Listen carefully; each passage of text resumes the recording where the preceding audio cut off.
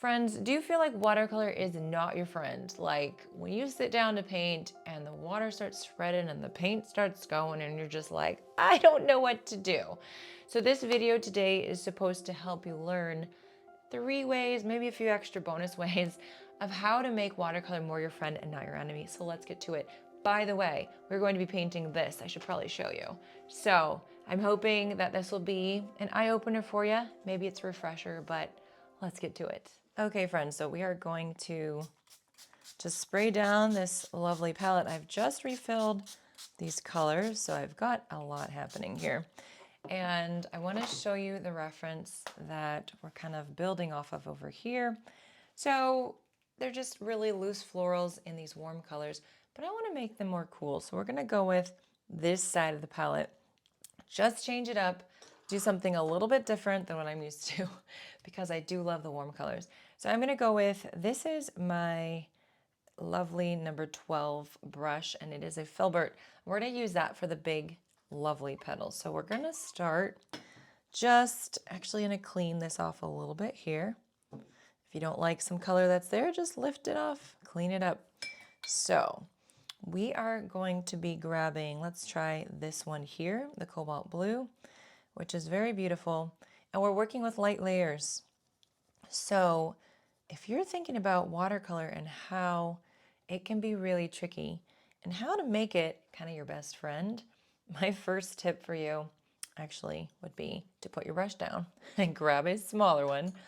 And we're going to do the middle first. So we do have our color ready. We know what we're going to get. And I'm going to just grab some of this sap green.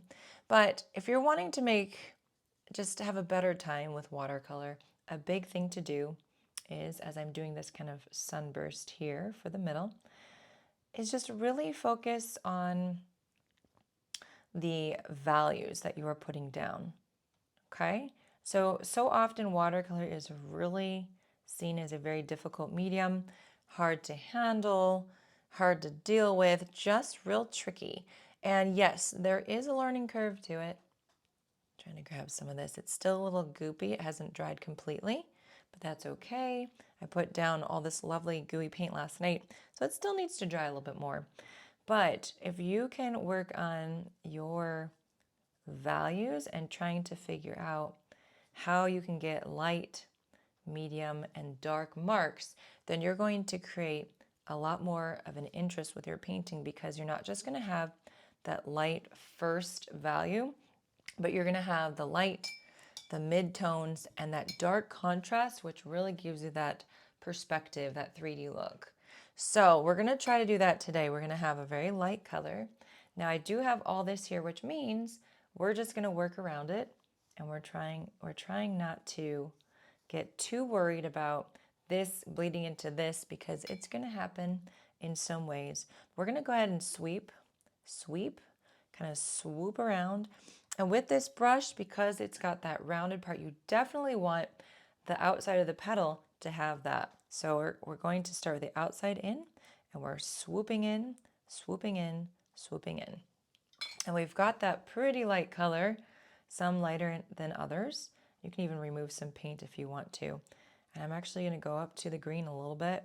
I'm not going to be afraid and worried that it's going to touch. So this is one of the big things with this video, to help you guys think about how to get that really good high contrast. Now for the next flower, I'm adding this beautiful turquoise color. And you can go really dark if you want. You're just not going to get the high contrast of the light, the midtones, and the dark values. But that's okay too. So we're going to add this, and we're going to swoop around.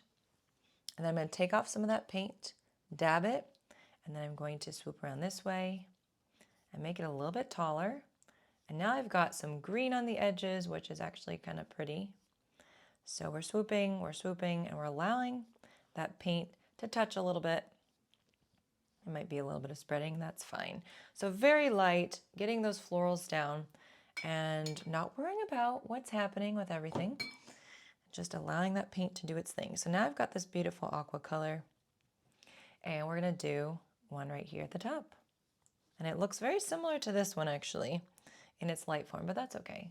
So I'm just twisting and turning the brush kind of like this, and then I'm going to use my wrist, flicking this right here, adding in those really fun light petals. And we're going to come back to that discussion of light, medium, and dark tones very soon once it starts to become more relevant to us, because right now we've got that first layer and it's just going to hang out. I do want to add a few more little florals here. And so I'm going to go with yellow. Let's just do like some side-facing yellows, shall we? So we've got this here, and then I'm going to go over here and just swoop around. You're kind of swooping around towards that middle point to get that first layer down. So as we're talking about the different tones, I do want to mention that it's really important to let your layers dry. So that's another tip. If you want watercolor to become your best friend and not your enemy, often we just start to add some layers and then we come back around and we add more layers thinking it's ready. But it's often not. Now, if I wanted to go in while it's still wet and add in a little bit of brightness, I can, and I'm okay with that. I'm okay with that because now I'm going to get some blending, and that's fine. But what if I wanted to get a really a really stark contrast between one color and the other, and I didn't want bleeding? I need to wait for my layers to dry before I start adding in more color, or I'm going to be in a space of frustration. So now we're waiting for these layers to dry, and I want to talk to you a bit about water control. So water control is uber important to be able to do the things that you want to do. I'm going to grab a number 12 round. And water control is how much paint to water. I mean, how do you do that? Let's flip this around so you can see the cool colors I'm going to be working with here, especially with the greens right now. So I'm taking my brush, dipping it into the water, and I'm going to grab some of this green. Now look at how much water is on here. I'm going to get a very nice light color because I have so much water. But if I were to just paint like this, can you see it? Okay, lift this up. You can see it's starting to drip. So there is a drip on there, and that is not great for my water control. So what I simply do is I dab my brush, it takes off the excess, and then I start to paint. And that's going to give me a good space to start from. So I'm going to do my stems here.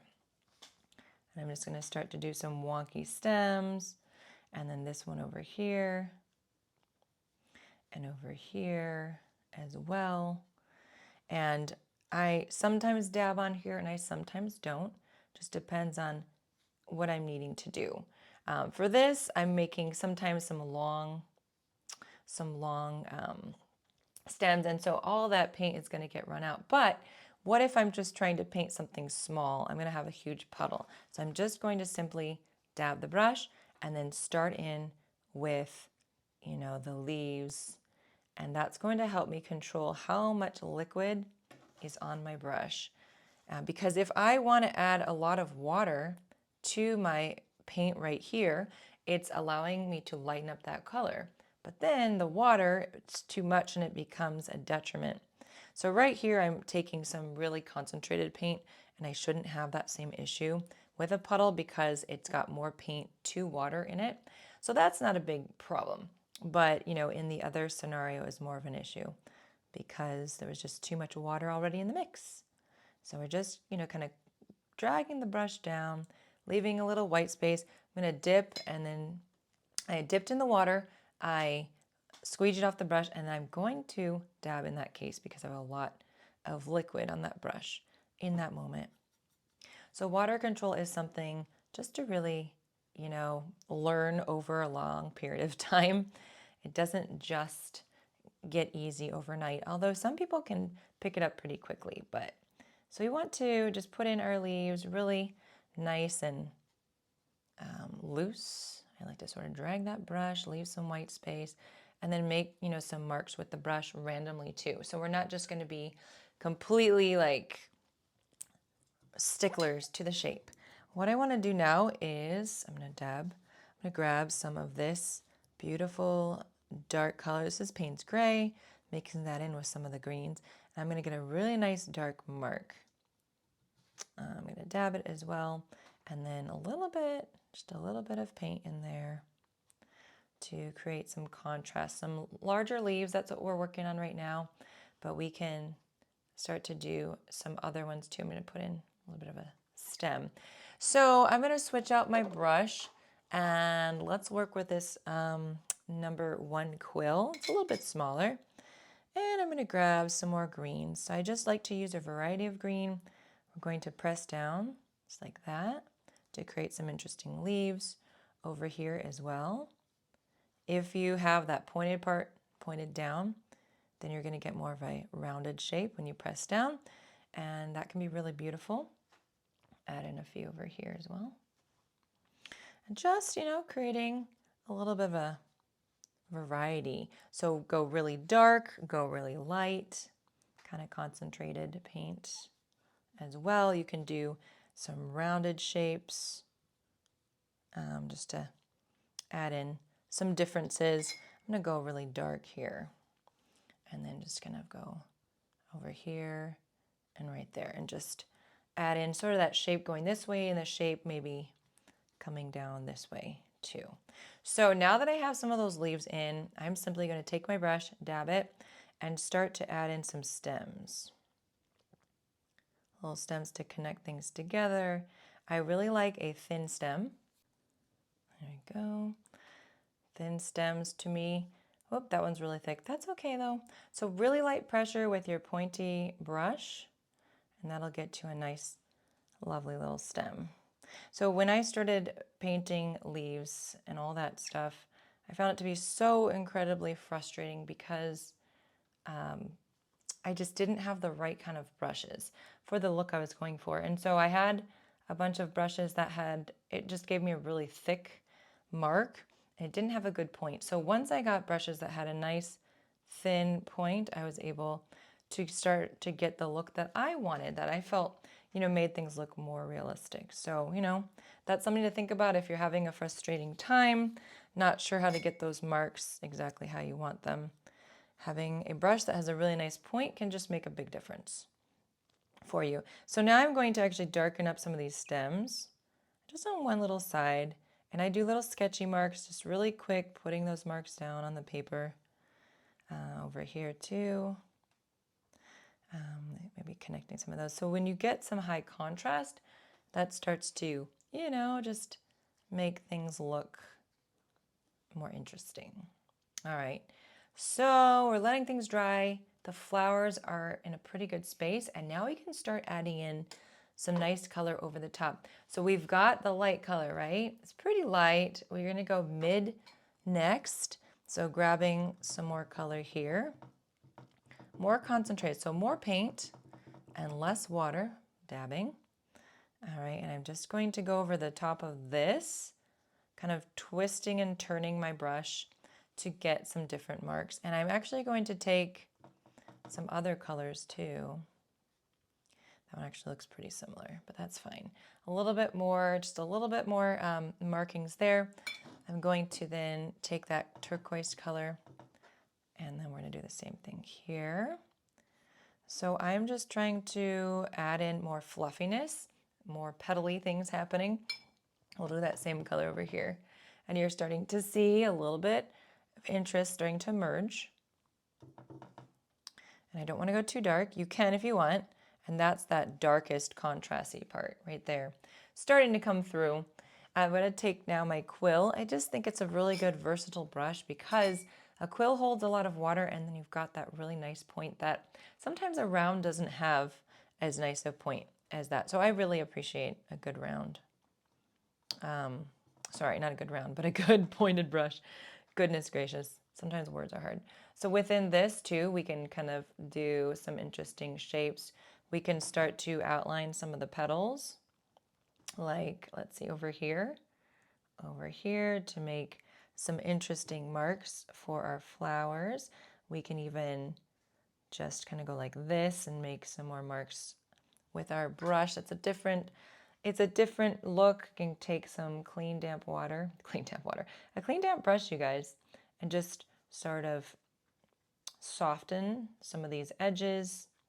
Your filbert is really a very defined mark, and so sometimes you want to take a different type of brush and just complement those marks with a little different mark. And so the idea is that you are adding contrast and an interesting perspective with your painting. And different brushes will give you different marks, obviously. So just a little bit there, going a little bit cooler. And then remember, we're going to do the darkest mark later to create extra contrast for these guys. Now we can do some darker yellow, meaning more concentrated yellow. And that's going to be maybe your mid-tone, but that's as dark as it's going to get. So if you wanted to add a darker mark later, maybe you could just go in with an orange and do it like that. So just a little bit extra for some of those. You don't need a lot. Okay. So kind of check in with yourself as I'm doing this. I'm actually going to do kind of those midtones now for the leaves. Leaves I tend to do, you know, the really light and then a midtone and that's it. But sometimes, you know, it calls for a darker one too, and that's fine.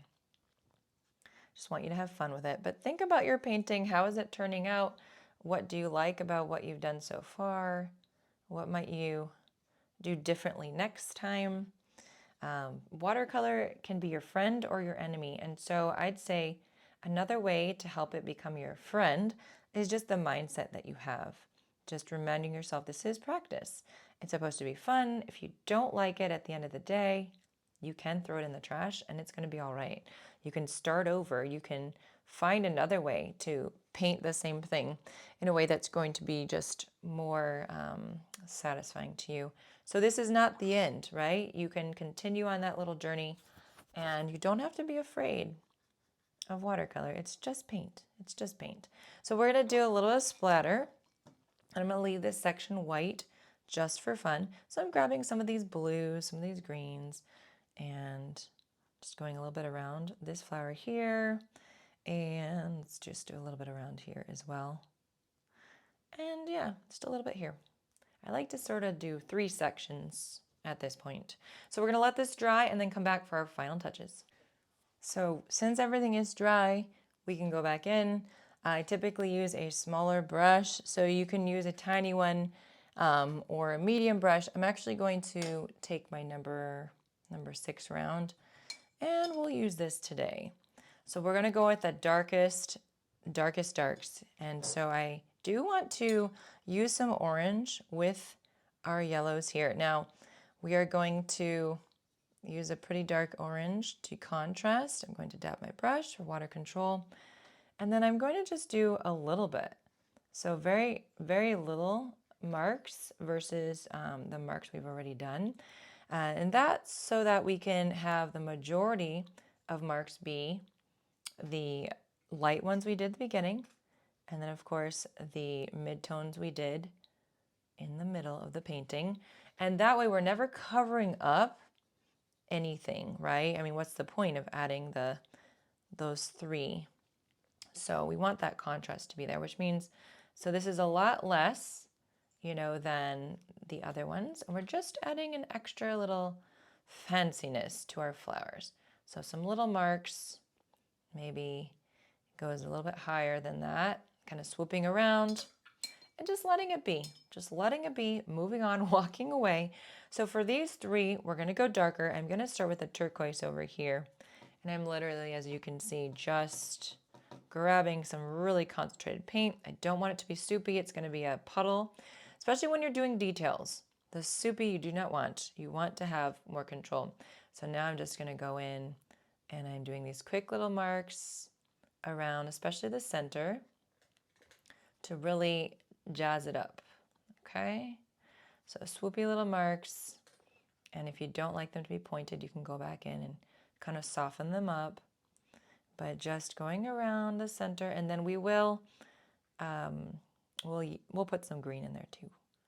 And I do have Miss Peaches. You know Miss Peaches, if you are not new to my channel, she's always making noise and yapping around.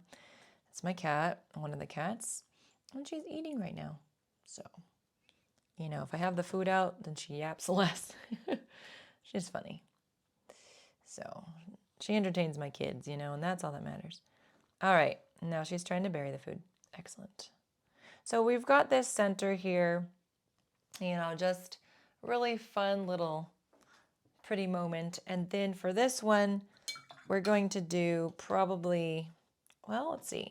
We're going to do the cobalt blue.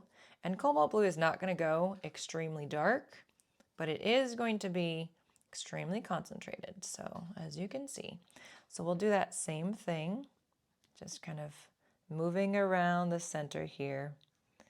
And if you go from the inside out, so the point is pointed in, you're going to get more of a rounded mark. If I go from the pointed in, you're going to get more of a pointed mark. So something to keep in mind as you're adding your color. And again, things are going to spread all crazy if it's not quite dry. So, you know, you just keep that in mind and you do the best you can. We can still do some more with this dark if you wanted to add in a little bit more over the top of something and kind of spread it out, up to you. But yeah, these flowers are just, you know, light and airy. And again, I tend to do more of those warm colors. So it's fun just to try something a little different. It's always good to try something different. I'm going to just take the clean damp brush and just spread out some of this to soften it, soften the edges a little bit.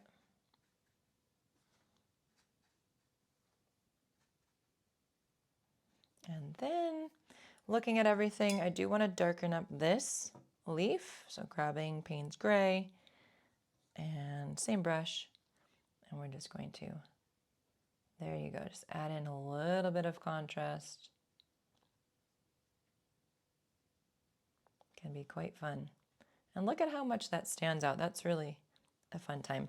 I feel like I'm going to need to do that to this one too. Just need something darker over here as well. And over here. So I hope that you feel encouraged with your watercolor journey, that it's not the end of the world if you mess up or you have to throw a painting in the trash because maybe it didn't come out exactly how you wanted it to.